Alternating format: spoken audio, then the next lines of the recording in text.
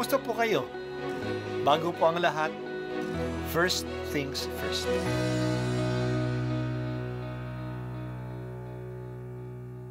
Good morning po. Sinisimulan po natin ngayon ang first things first. At dito po, tinatalakay natin sa unang bahagi ng umaga natin ay ang first readings na binabasa po sa banal na misa. Ito pong tinatalakay natin kasi madalas po marami na tayong alam tungkol sa gospel readings. Pero konti po ang nagsasalita sa first readings. Pero ang first readings, bahagi din po yan ng Biblia, ng banal na kasulatan. Kaya susubaybayan po natin ang mga first readings, basahin po natin at kuminsan kailangan ng basahin ng 2 o 3 beses bago maintindihan kasi hindi po tayo familiar sa mga istorya at sa mga kaisipan na tinatalakay dito. Ang simula ng aklat ni Esdras. Nang unang taon ng pamamahala ni Haring Ciro ng Persya, nilukuban siya ng Espiritu ng Panginoon. Nangyari ito upang matupad ang kanyang salita sa pamamagitan ni Propeta Jeremias. Kaya si Haring Ciro ay sumulat ng ganito: Niloob ng Panginoon ng Diyos ng Kalangitan na masakop ko ang lahat ng bansa sa daigdig, at sinabi niya sa aking ipagtayo ko siya ng isang templo sa Jerusalem, Huda. Kaya pinahihintulutan ko ang lahat ng Israelita na magpunta sa Jerusalem, ang bayan ng kanilang Diyos, upang itayo muli ang bahay ng Panginoon. Pagpalain nawa sila ng Diyos. Lahat ng mamamayan sa lugar na may Israelita ay tutulong sa kanila. Bigyan sila ng mga pilak, ginto at iba pang kailangan tulad ng mga hayop at mamahaling kasangkapan bukod sa kusang handog para sa templo ng Panginoon. Tumugo naman sa panawagang iyon ang mga puno ng sambahayan ng mga lipi ni Huda at Benjamin, ang mga saserdote at mga Levita at lahat ng napukaw ang kalooban upang tumulong sa muling pagtatayo ng templo sa Jerusalem. At sila'y tinulungan ng mga mamamayan sa lupaing tinitirhan nila. Binigyan sila ng mga pilak at ginto. Binigyan din sila ng hayop at mamahaling kasangkapan bukod sa kusang handog nila. Ang salita ng Diyos. Salamat sa Diyos. Sinisimulan natin ngayong basahin ang aklat ni Esdras. Si Esdras ay isang pari at mag-aaral ng kasulatan na lumaki sa labas ng Israel. Siya ay napasama sa exile. Isa siya sa mga pinatapon. Ang mga Hudyo noon ay nakakalat sa buong Middle East. Pinaalis sila sa Jerusalem at sa Judea noong tinalo sila ng mga Babylonians. Napatapon sila sa ibang bansa. Pero ang mga Babylonians ay tinalo ng mga Persians. Ang Persyano na emperor noon ay si Ciro.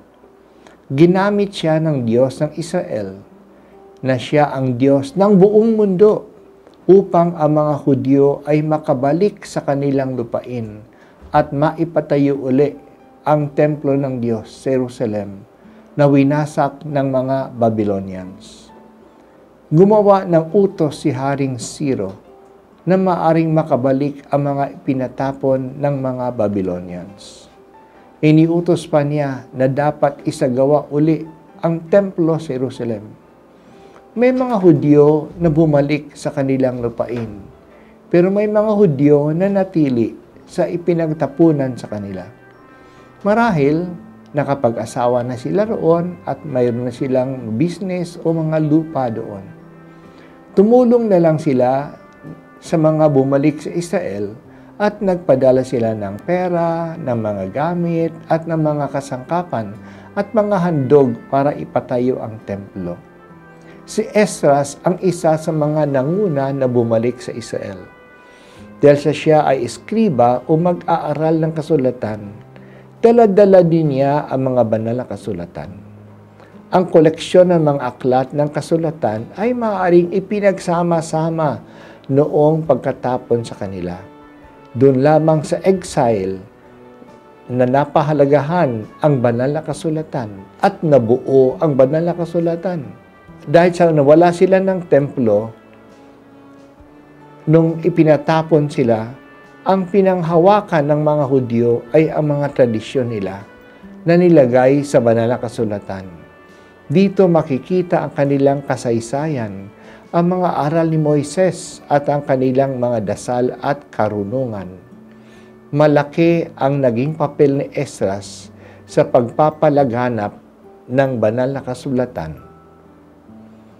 Ang malaking regalo ng exile o pagkatapon sa mga Hudyo sa ibang bansa ay ang banal na kasulatan, ang Biblia nila.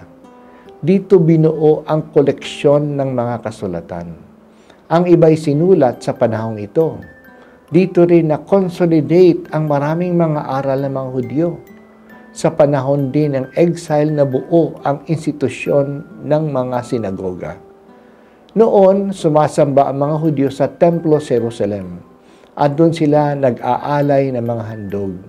Nung nasira ang templo at hindi na sila makapagpatayo ng templo sa ibang bansa, dahil sa doon lang sa Jerusalem magkakaroon sila ng templo, nag-iba na ang pagsamba ng mga Hudyo. Hindi na sila makaalay ng handog. Kaya ang kanilang pagsamba ay ginagawa na lang nila sa mga sinagoga na parang isang bulwagan kung saan ang mga Hudyo ay nagtitipon tuwing Sabado, nakikinig sa pagbasa sa banal na kasulatan at sa mga paliwanag dito at sama-samang nagdarasal ng mga salmo.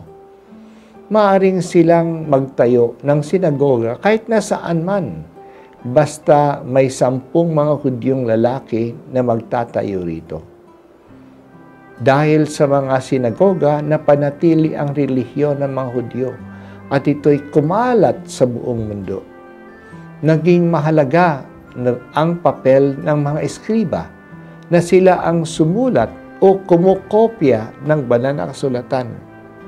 Pinag-aaralan ito at pinahahayag sa kanilang kapwa Hudyo. Hindi mo hinahayaan, O Diyos, ng pananampalataya sa iyo ay mawala. Pinayagan mo ang mga Hudyo na makabalik uli sa kanilang bayan at sa pamagitan ng iyong salita na matatagpuan sa banal na kasulatan, ang pananampalataya sa iyo ay iyong ipinalalawak.